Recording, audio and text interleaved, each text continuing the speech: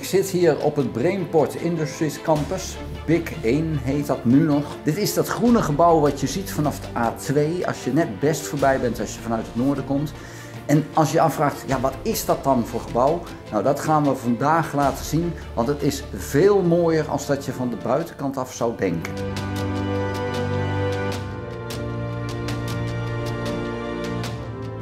Hoi, ik ben Tom Lassing. Ik zit hier op het Brainport Industries Campus. En naast mij zit Ruud Vleugels en die kan hier van alles over vertellen. Ruud, leuk dat ik hier mocht komen.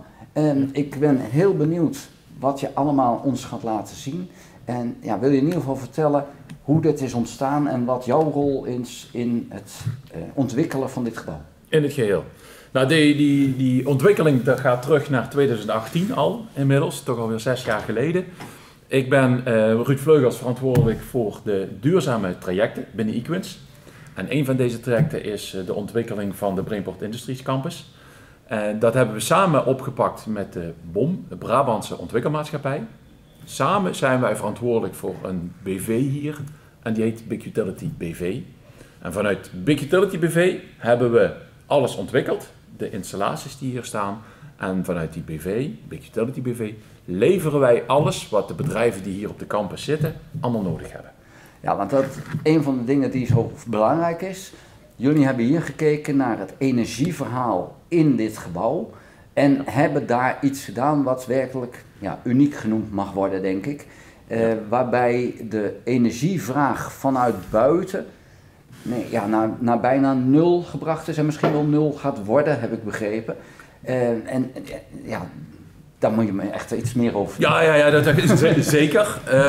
Maar helemaal de energievraag naar buiten toe naar 0, dat gaat niet helemaal lukken, want het is de Brainport Industries Campus.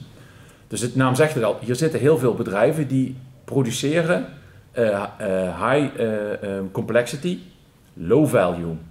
En hier zitten start-ups, scale-ups, hier zit eigenlijk alles bij elkaar. Er zitten ook scholen bij, het Summer College zit hier, een ROC, Avans Hogeschool. Hier komt eigenlijk alles bij elkaar.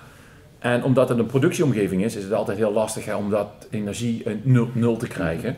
Maar wat we gedaan hebben om de utilities op te wekken, en utilities is weer een heel lastig woord, maar utilities is eigenlijk perslucht, warmte, koude, proceskoeling, demi-water, vacuüm hebben. Die opwek, dat gebeurt in de energiecentrale. En die energiecentrale wordt helemaal gevoed vanuit de zonnepanelen op het dak en een batterijunit. En daar draaien we de hele campus mee. De stroom die de bedrijven nodig hebben om te kunnen functioneren, die leveren wij, maar die kopen we wel in op het net. En daar zit nog een heel verhaal aan vast, want dan krijgen we te maken met congestiemanagement. Ja, goed. Wat de bedrijven inderdaad zelf als bedrijf nodig hebben, inkopen. Maar hier zit je in een gigantisch gebouw. We zien hier kantoren, we zien hier leslokalen. Zelfs een theater ben ik tegengekomen toen ik door het gebouw heen liep. We hebben hier prachtige belichting. Het is hier heerlijk warm. Dat is al een enorme berg energie die je nodig hebt. Dus dat betekent wel wat. En als je dat dan CO2-neutraal zelf opwekt en van elkaar afneemt en of verbruikt, dan denk ik dat je wel een impact hebt. Dus ik ga er wel vanuit dat hier een besparing mogelijk is die gigantisch is. Ja, dat is het ook. Want als je kijkt, we schrijven congestiemanagement hier met hoofdletters. Dat wil zeggen, wij gaan heel slim om met alles wat bedrijven produceren.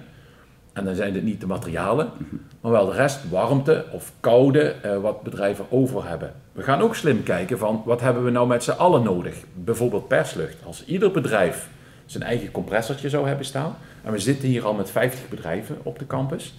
Als ieder bedrijf zijn eigen compressor zou hebben, zou ook prima werken. Maar waar we gekozen hebben is 1 compressorstraat in de energiecentrale. Dan wordt die compressorstraat zo groot dat je meteen ook de warmte goed eruit kunt halen. En waren dat 50 kleine compressortjes geweest, had dat niet geloond om daar de warmte uit te halen. Nu is het 1 grote straat en we halen de warmte ook, want die machines worden allemaal warm, dat weet je, als elektriciteit verbruikt wordt, krijg je warmte. Nou, die warmte kun je eruit halen en dat loont zich omdat het heel groot is. En die warmte gebruiken we weer om het gebouw te verwarmen. En dat is een van de voorbeelden waar eigenlijk het hele gebouw met allemaal van die slimmigheidjes vol zit. Ja, prachtig. We gaan het zo zien, want we gaan zo rondlopen. Ik ben heel benieuwd. Ik vraag me dan wel af, hoe zit het met de investering in dit alles? En op hoeveel jaar, ik weet niet of jullie daar zo naar kijken, maar op hoeveel jaar ga je dat terugverdienen? Nou, de terugverdientijd die is lastig. De investering die we hiervoor gedaan hebben, hebben we samen vanuit Equens en de BOM, Energiefonds Brabant, hebben beide de investering gedaan in die BV, in Big Utility BV. We hebben gezorgd dat alles ging draaien, alles ging werken. Dat het klopte zoals we bedacht hadden in onze business case. En toen hebben we er een bank bij gezocht. En die bank die is ingestapt, dat is de Rabobank. En die Rabobank die had gewoon heel eenvoudige vragen. Die wilde weten van, goh, wat was je business case in het begin? Hoe draait die nu? En mogen we een aantal mensen spreken die hier op de campus gebruik maken van jullie utilities? Dat was naar tevredenheid. Dus we hebben daarna de herfinanciering eigenlijk een hypotheek gepakt bij de Rabobank. Zo hebben we het geld en de business case die blijft gewoon draaien. De bedrijven die hier zitten, die betalen eigenlijk pay per use. Dus ze betalen wat ze afnemen. Dus een duur woord, gigajoule voor warmte, duur woord, lastig woord, kilowattuur voor elektriciteit, perslucht per kuub, demi-water ook per kuub. Dus zo verrekenen we, pay per use noemen we dat, wat ze verbruiken, daar betalen ze voor. En ze betalen een stukje vastrecht, waar de investering eigenlijk mee gedaan is. Ja, het voordeel van de bedrijven is natuurlijk, je zit hier 50 bedrijven, heb ik begrepen. Ja. Die samenwerking is er, dat is ook een voordeel. Dus er is meer dan alleen maar energievoordeel. Er is ook gewoon een samenwerkingsvoordeel binnen het gebouw. Ja, natuurlijk. Als je kijkt, als we dadelijk met het rondlopen, gaan we dat zien. Daar zijn gewoon bedrijven die zich samengepakt hebben. En er is een nieuw bedrijf uit ontstaan. Bijvoorbeeld K3D, het bedrijf wat er zit, die doen 3D metaalprinten. Dat ontstaat gewoon door samenwerking hier van bedrijven op de campus. Prachtig. En zo zijn er meerdere voorbeelden waar bedrijven echt samen optrekken. Ja, moet ik zeggen, ik zag dat groene gebouw vanaf de snelweg. Ik vond het onogelijk. Ik had het idee van weer zo'n logistieke bunker. Ja. En alleen zo'n blokkendoos. Maar nu ik hier ben, het is fantastisch. Het is bijna een stad op zich, zou je bijna zeggen. Ja. Want het is enorm groot. Er is een enorme verscheidenheid van activiteiten. Want we zijn net al even rondgelopen. En ik heb daadwerkelijk les gegeven zien worden. Ja. Ik heb een restaurant gezien. Ja. Ik zie mensen vergaderen. Ik zie mensen daadwerkelijk productie leveren. Echt een zaal waar mensen van alles in elkaar aan het solderen zijn, leek het. Wel heel mooi in het groen gelegen, ondanks dat de snelweg er net naast ligt. Ja. Het is fantastisch. Ik zou hier bijna willen werken. Nou ja, dat zie je dus ook gebeuren. Dat die studenten van het Summer College, heel veel stromen er ook echt weer uit naar de bedrijven die hier op de campus zitten. Ik kan me dat indenken, want het is zeer uitnodigend om hier te zijn. Het voelt gewoon als zijnde van dit is een prettige omgeving om in rond te lopen en in je te begeven. Want het is niet alleen mooi, maar het is ook echt creatief en in meerdere vlakken. Ja, zeker. De samenwerking die we ook hier hebben. Ik zei net al, Big Utility BV. Big Utility regelt alle utilities. Dus bedrijven wat ze nodig hebben, dat krijgen ze van Big Utility. Maar er zit gewoon ook een bedrijf wat alles regelt rondom schoonmaak en rondom de catering. De restaurants bijvoorbeeld. En er zit een bedrijf wat de logistiek doet. Dus we hebben 3 hoofdposten. En die regelen alles voor de hele campus. Dus die bedrijven die hier komen, hoeven dat allemaal niet zelf te doen. Ja. Dat is ook de samenwerking die hier op de campus plaatsvindt. Dan heb ik nog een andere vraag. We hebben een achtergrond. En dat is een gebouw wat nog niet bestaat. Wat kan je daarover vertellen? Ja, dat is een beetje lastig aan te wijzen. Maar die komt dadelijk aan de andere kant hier, aan de overkant van de weg. Dat is de Brainport Industries Campus 2. En die wordt 3 keer zo groot dan deze campus hier. Dit is al 70.000 vierkante meter. Als oppervlakte gezien. En die wordt 3 keer zo groot. En dat ontwikkeltraject, dat loopt op dit moment. Dus dat we nu het interview nu doen, gaandeweg dit interview, zijn we al bezig met de ontwikkeling daarvan. Mag ik nog een aanvulling doen? Graag. We hadden het congres, dus er is heel veel te vertellen over de techniek natuurlijk. Waar ik ook een beetje trots op ben, is we hebben achter ook batterijen staan. En iedereen heeft het nu in deze tijd ook over batterij. En die zien we er dadelijk ook staan. En die batterijen die gebruiken we om de overtollige energie van de zonnepanelen in op te slaan. En zodat we die energie straks 's nachts ook weer kunnen gebruiken voor de energiecentrale. Die batterij gebruik ik ook omdat er congestie is. Mogen we niet meer van het net afnemen dan de grens die we van Enexis hebben gekregen. Daar gebruik ik ook de batterijen voor. Dus de batterijen worden op een hele slimme manier ingezet. Dan kijken we ook vooruit, wat gaat het weer doen?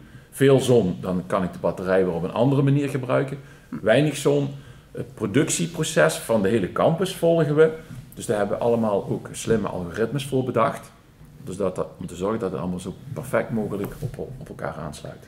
Snap je? Dus dat is wel vaak van wat we ook hier gedaan hebben, is niet vanuit de techniek denken, maar denken vanuit wat is nodig en daar een oplossing. Ja.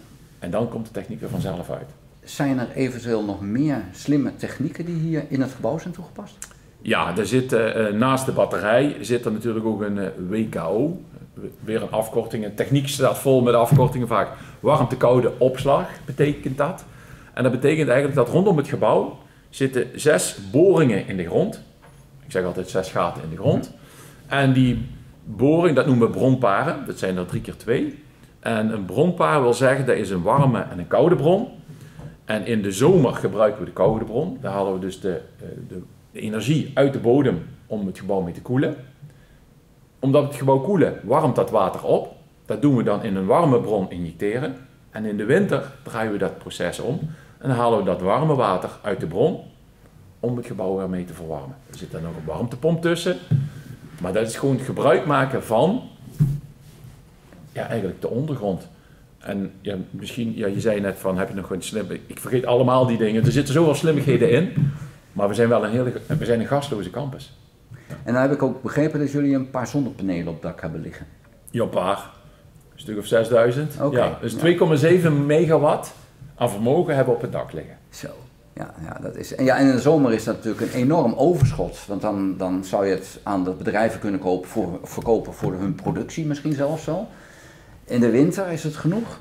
Nee, in de winter is het niet genoeg, maar daarom hebben we ook die batterij. En in de zomer is die opbrengst van de panelen genoeg om de energiecentrale draaiende te houden. En wat dan over is, duwen we in de batterij. Ah. De bedrijven zelf verbruiken zoveel, dan kun je ook niet met zonnepanelen bij je benen. Ja. Ongeveer, dus om een beeld te krijgen, de zonnepanelen zijn goed voor 15 tot 20% van het totale energieverbruik van de huurders die hier zitten. Okay. Maar ze zijn voldoende om de hele energiecentrale, waar we die utilities maken, om die te voorzien. Ruud, er is hier heel veel in het gebouw verwerkt aan techniek. Ik kwam binnen net in dit gebouw en toen zag ik een QR-code. Kan je dat uitleggen? Ja, nou ja, dat is eigenlijk ontstaan uit een beetje frustratie vanuit mijn kant, vanuit de techniekkant. Je zit zoveel techniek in het gebouw, maar bijna niemand ziet het. Want het is aangenaam warm of het is gekoeld in de zomer. We hebben verlichting en alles doet het. En om die techniek nu zichtbaar te maken, hebben we een Big Utilities Tour gemaakt. En dat is eigenlijk een tour. Als je binnenkomt staat dat bord er en dan kun je met je telefoon die QR-code scannen. En dan kun je op alle plaatsen op de campus zien waar iets van techniek te zien is. En je krijgt uitleg op je telefoon. Dus ook iedereen, als je een keer de Big wil komen bezoeken en je wil weten wat er voor techniek in het gebouw zit, kun je dat doen door gewoon die QR-codes te scannen en dan krijg je overal uitleg bij. Ah, dat is mooi. Mag je dat hier bezoeken? Is het vrij toegankelijk of moet je dan een afspraak hebben? Het atriumgedeelte is vrij toegankelijk, dus daar kan iedereen mag hier gewoon komen kijken. Leuk uitje denk ik, want je ziet hier wel wat. Het is echt leuk om te doen. Dus ik denk dat dat misschien wel een interessant uitje is voor mensen die in de omgeving zijn, om toch een keertje hierheen te komen. Ja, zeer zeker. Dankjewel.